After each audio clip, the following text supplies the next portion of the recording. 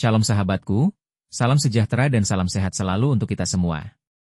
Judul renungan kita pada hari ini membahas tentang gereja tanpa kuasa. Apakah Roh Kudus masih hadir di tengah kita? Landasan firman Tuhan untuk tema gereja tanpa kuasa. Apakah Roh Kudus masih hadir di tengah kita? Diambil dari surat Rasul Paulus kepada Timotius. Demikianlah sabda Tuhan, secara lahiriah mereka menjalankan ibadah mereka, tetapi pada hakikatnya mereka memungkiri kekuatannya. 2 Timotius 3 ayat 5. Saudara yang dikasihi Tuhan, ada satu pertanyaan yang cukup mengguncang dan layak kita renungkan bersama. Apakah gereja masa kini masih memiliki kuasa ilahi seperti yang dikerjakan dalam Kisah Para Rasul? Atau jangan-jangan kita sedang menjadi bagian dari generasi gereja yang megah secara tampilan, sibuk secara program, ramai secara jumlah, tapi hampa secara rohani? Apakah Roh Kudus masih benar-benar hadir dan bekerja di tengah gereja? Atau kita hanya mengandalkan sistem, acara, dan teknologi, tapi kehilangan kuasa dari atas? Paulus sudah menubuatkan kondisi seperti ini dalam suratnya kepada Timotius. Dia mengatakan bahwa di akhir zaman akan muncul orang-orang yang memiliki bentuk ibadah lahiriah, tetapi memungkiri kuasanya. Artinya, mereka terlihat rohani, tanpa rajin beribadah, bahkan mungkin mengucapkan banyak hal yang benar tapi tidak ada kehidupan rohani yang sejati. Ibadahnya hanya ritual, bukan relasi. Tidak ada api. Tidak ada urapan. Tidak ada pertobatan. Tidak ada kuasa yang mengubahkan. Hari ini kita menghadapi realitas yang mengkhawatirkan. Banyak gereja dibangun besar-besaran, dilengkapi dengan layar LED, sound system mutakhir, bahkan tim media yang profesional. Tapi ketika orang masuk dan keluar dari ibadah, tidak ada transformasi. Tidak ada perjumpaan dengan Tuhan yang sejati. Gereja menjadi pusat aktivitas sosial, pusat budaya, bahkan pusat hiburan rohani tapi bukan lagi pusat kehadiran Allah. Padahal, jika kita kembali pada gereja mula-mula di Kisah Para Rasul, kita melihat gambaran yang sangat berbeda.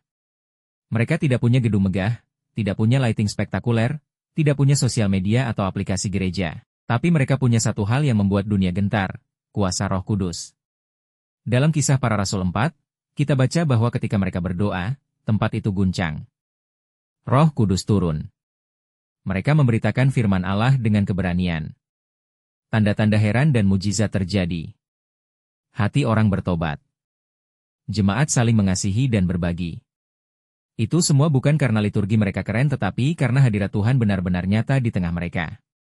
Tapi bagaimana dengan gereja hari ini? Apakah masih ada kesadaran akan kehadiran Roh Kudus di tengah ibadah kita? Atau kita sudah begitu sibuk merancang acara, sampai kita lupa mencari wajah Tuhan? Apakah kita datang ke gereja untuk menyembah dalam roh dan kebenaran, atau sekadar ingin mendengar musik bagus dan khotbah motivasional? Yang menyedihkan, kita mulai melihat gejala bahwa banyak gereja mengurangi intensitas pemberitaan salib. Topik tentang pertobatan, kekudusan, dan pengorbanan mulai digantikan dengan tema-tema ringan yang lebih laku dikonsumsi publik. Pendeta menjadi motivator, bukan lagi nabi. Gereja menjadi panggung, bukan altar. Firman Tuhan dipotong sesuai selera audiens. Dan Roh Kudus yang seharusnya menjadi pusat kehidupan gereja malah terpinggirkan. Padahal, tanpa Roh Kudus, gereja hanya jadi organisasi religius biasa. Ibadah tanpa Roh Kudus adalah pertunjukan kosong. Pelayanan tanpa Roh Kudus adalah aktivitas tanpa dampak. Khotbah tanpa Roh Kudus adalah retorika kosong yang tidak menembus hati. Gereja bisa tetap eksis secara institusional, tapi secara rohani bisa sudah mati. Itulah yang terjadi di Sardis, gereja yang Yesus kritik dalam Wahyu 3 ayat 1. Engkau dikatakan hidup, padahal engkau mati. Bro, ini saatnya kita kembali merenung. Apakah kita sebagai tubuh Kristus masih haus akan kehadiran Roh Kudus? Apakah gereja masih menyediakan ruang baginya bekerja? Atau kita hanya sibuk dengan skrip, rundown, dan performance yang dirancang manusia? Kalau gereja mau kembali pada kuasa semula, kita harus kembali kepada dasar yang sejati. Kita perlu kembali kepada doa yang sungguh-sungguh, penyembahan yang tulus, khotbah yang berani menegur dosa, dan hati yang terbuka untuk dipimpin Roh Kudus. Bukan lagi soal siapa yang tampil, tapi siapa yang hadir yaitu Tuhan sendiri. Jangan bangga dengan gereja yang ramai kalau hati jemaat kosong.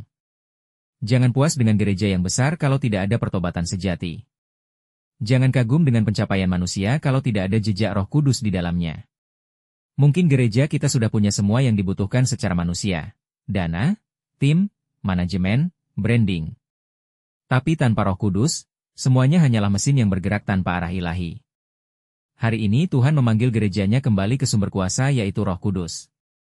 Bukan sekadar teori pneumatologi di kelas teologi, tapi kehadiran nyatanya dalam setiap aspek kehidupan gereja. Kita harus belajar berkata, Roh Kudus, ambil alih. Tanpa Engkau, kami tidak sanggup. Kami tidak mau tampil mengesankan, kami ingin hadir dalam kehadiran MU. Itulah panggilan gereja yang sejati. Bukan untuk tampil, tapi untuk berserah. Bukan untuk memukau, tapi untuk menyembah. Dan saat Roh Kudus hadir, maka kuasa Allah bekerja. Hati yang keras menjadi lembut. Yang hancur dipulihkan. Yang mati dibangkitkan. Yang tawar semangatnya dihidupkan kembali. Jadi bro, jangan biarkan gereja kita jadi simbol tanpa substansi. Jangan sampai Roh Kudus berkata seperti yang ia katakan pada gereja Laodikia, aku berdiri di muka pintu dan mengetuk, karena gereja itu telah menutup pintu bagi dia yang seharusnya jadi tuan rumah. Hari ini, biarlah gereja kembali kepada panggilan semula, menjadi tempat di mana Tuhan hadir dan berdaulat. Bukan sekadar tempat ramai manusia, tapi tempat di mana langit menyentuh bumi. Kalau kita rindu kuasa yang sama seperti kisah para rasul, kita harus kembali hidup seperti mereka, dalam doa, puasa, kekudusan, persekutuan sejati, dan ketaatan penuh kepada Roh Kudus. Bukan tampil religius di luar, tapi kosong di dalam.